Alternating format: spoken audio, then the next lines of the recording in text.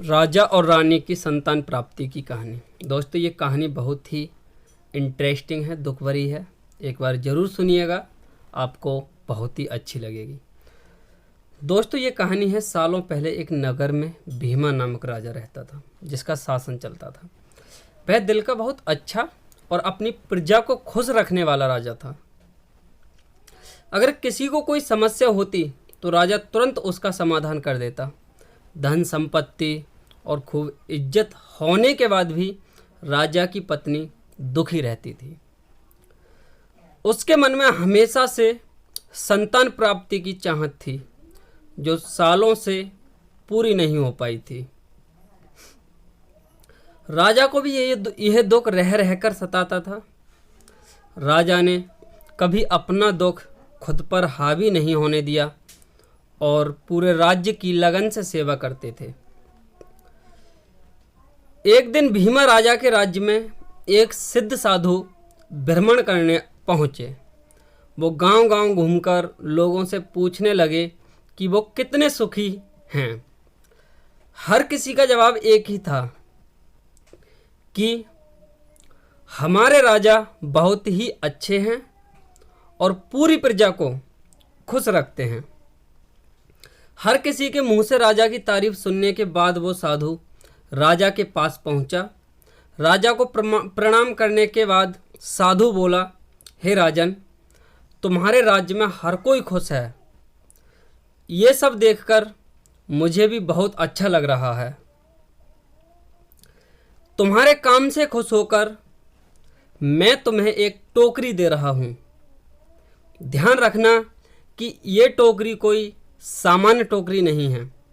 तुम इसमें जो भी डालोगे वो चीज़ 1 से 2 बन जाएगी। इतना कहकर साधु वहाँ से चला जाता है। अब राजा टोकरी को लेकर सीधे रानी के पास पहुँचा और साधु की सारी बातें बताईं। राजा की बात सुनकर रानी अपने हाथ से एक कंगन उतारकर उस टोकरी में डाल देती है।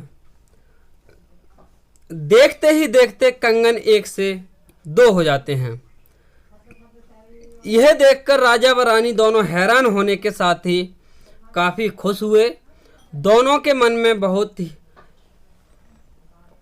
अब राज्य में किसी चीज़ की कमी नहीं होगी और प्रजा की खुशी दोगुनी हो जाएगी। इस टोकरी से भी हम अपनी प्रजा की ही सेवा करेंगे। कुछ दिनों बाद भोला नाम का एक व्यक्ति अपने परिवार के साथ राजा और रानी से मिलने के लिए पहुंचा। उसके साथ पत्नी और नवजात शिशु भी था। दोस्तों, भोला ने सबसे पहले राजा रानी दोनों को प्रणाम किया और बताया कि हम आपके ही नगर के रहने वाले हैं। आपको संतान न होने का दुख हमसे सहा नहीं जा रहा है, इसलिए हम अपने इस शिशु को आपको देने के लिए आए हैं। इस वक्त से ही आप दोनों मेरे पुत्र के माता पिता हो। भोला की बात पर राजा के कुछ बोलने से पहले ही रानी ने नवजात को अपनी गोद में उठा लिया। रानी ने भोला और उसकी पत्नी सुलेखा को धन्यवाद कहा। इन सबके बीच राजा कुछ कह नहीं पाए। राजा को पुत्र मिलने की खुशी तो थी, लेकिन वो भोला और सुलेखा के लिए परेशान थे। राजा को पता था कि पुत्र न होने से भी अधिक दुख उसे पैदा करके किसी को दे देने से होता है। इतना सब सोचने के बाद राजा कुछ देर बाद रानी को समझाते हैं कि हम किसी बच्चे के उसके माता पिता से अलग नहीं कर सकते हैं। राजा और रानी की बातें सुनकर भोला व सुलेखा उनसे हाथ जोड़कर पुत्र को रखने की प्रार्थना करते हैं। इस तरह से दोस्तों, राजा रानी दोनों ही भोला और सुलेखा की बातें सुनकर हैरान हो जाते हैं। तब राजा ने सीधे भोला से पूछा, आखिर क्या बात है? तुम अपने बच्चे को अपने साथ रखने की बात सुनकर दुखी हो जाते हो? साफ साफ कहो, क्या परेशानी है? राजा की बातों का जवाब देते हुए भोला कहता है,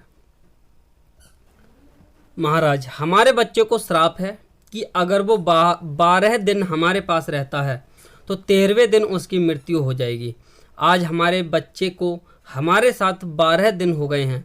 अगर हम कल इसे अपने पास रखेंगे तो इसकी मृत्यु हो जाएगी।